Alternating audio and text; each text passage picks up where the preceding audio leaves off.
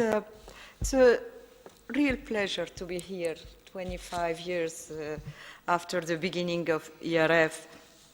And I remember Dr. Hiba Handoussa taking the time to travel to different countries to meet with researchers. So the first time I met Hiba, it was in Morocco, and she was coming to the university and trying to meet different researchers and to build the team that would make ERF and hope to get people to join and to contribute. And I want to talk a little bit about ERF and what it is. And during the last 25 years, ERF brought together a growing community of researchers that continuously expanded. And this is thanks to the different people that have worked for ERF and that have made the effort. It not only included more researchers from a large set of countries, but also strengthened the ties among these researchers by giving them the opportunity to interact and work together and exchange views. And ERF made a lot of effort to include researchers from countries that were underrepresented and did the best to have them participate in different research projects. It also made efforts to increase women participation to the various activities. So if having had the chance to be on the board as a representative of the research fellows for 2 terms, I was able to see directly the questioning that was happening within the ERF Board of Trustees and the continuous attempt to bring more researchers, to be very careful in the representation of people from the underrepresented countries and to try to attract more women. So I think this has to be given, ERF has to be given credit for pushing toward these combinations of researchers.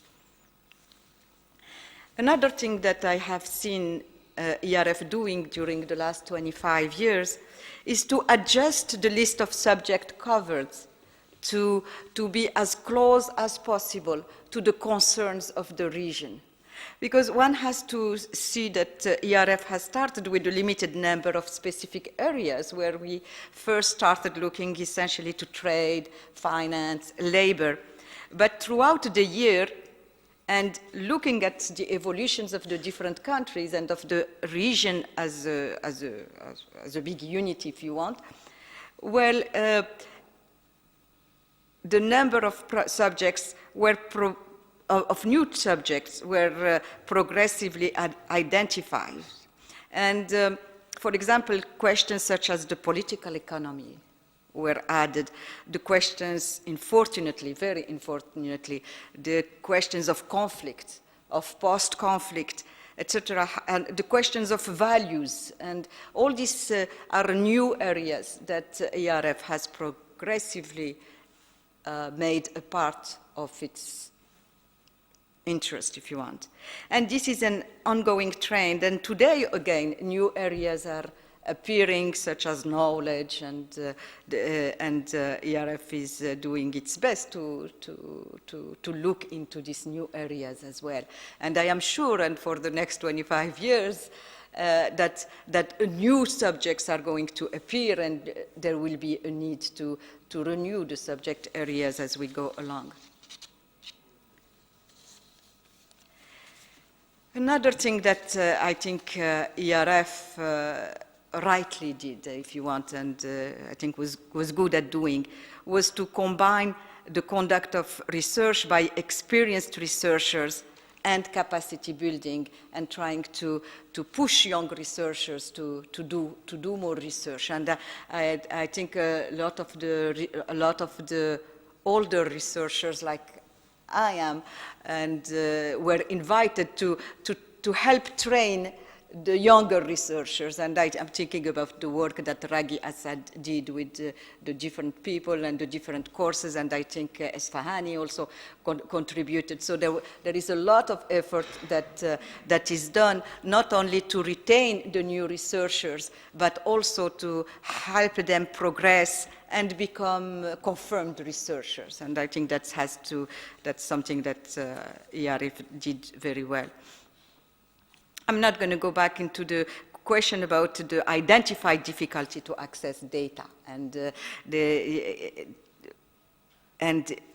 this difficulty was seen very quickly by ERF as a hindrance to conduct research in the region. And all the efforts that have been made through the OMD were really to try to get this data, to try to make it available. And this is not something that you can do from one day to the next. It's something that takes a lot of convincing, a lot of time. For example, I know, because I am from Morocco, I know that the people from ERF came to Morocco many times in trying to see the officials in Morocco in explaining to them, and many times. And I think it will end up having a result, but it does take a lot of meetings, it does take a lot of explanation, and it does take a lot of convincing to change the way people do things in different countries.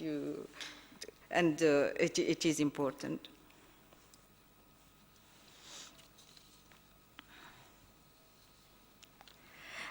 Throughout the 25 years with ERF, and I know that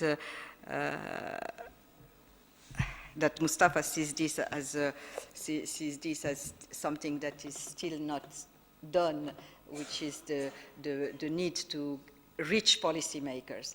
But you have to remember that throughout the 25 years, and I know you are here, various attempts were made to reach these policymakers. They were invited. We tried different ways of doing this. We tried inviting them and presenting the paper. We tried going to them and presenting the papers. And so this is something that maybe we have not succeeded yet, but I think we get to it by trying again and again and again until you get some results. One thing that I think is important is that ERF has a lot of accomplishments that are very difficult to measure. For example, when shouldn't speak about myself, but when I teach a class and I use the ERF papers and I get the students from Morocco to know more about the region, this is something that's not measured by ERF. And I think people coming to these conferences, seeing what other people are doing, seeing what's happening in the regions, has transformed a lot the teaching by the different professors that are lucky enough to come to this conference, because it's okay, it's good, it's interesting to use papers on the United States, to use papers on Europe, to use the experience of France, but it certainly is more appealing to people from the region to see what other countries in the regions are doing and what are the struggles, and to see how economic knowledge is applied to analyze this situation. The future, I have written the sentence that Mustafa has said. The world today is not what it was 25 years ago. Yes, it's true. ERF has adjusted progressively to the new situation, both in research and capacity building.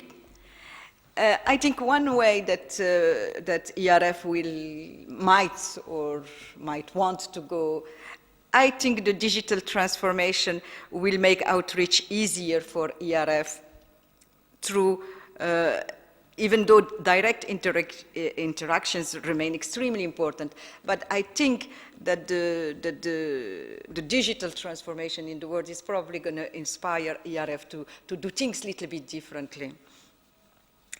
New subjects will continue to appear, and the ability of ERF to adjust to a changing environment is going to be extremely important. The first presentation we had in this conference was dealing with the change of ideas.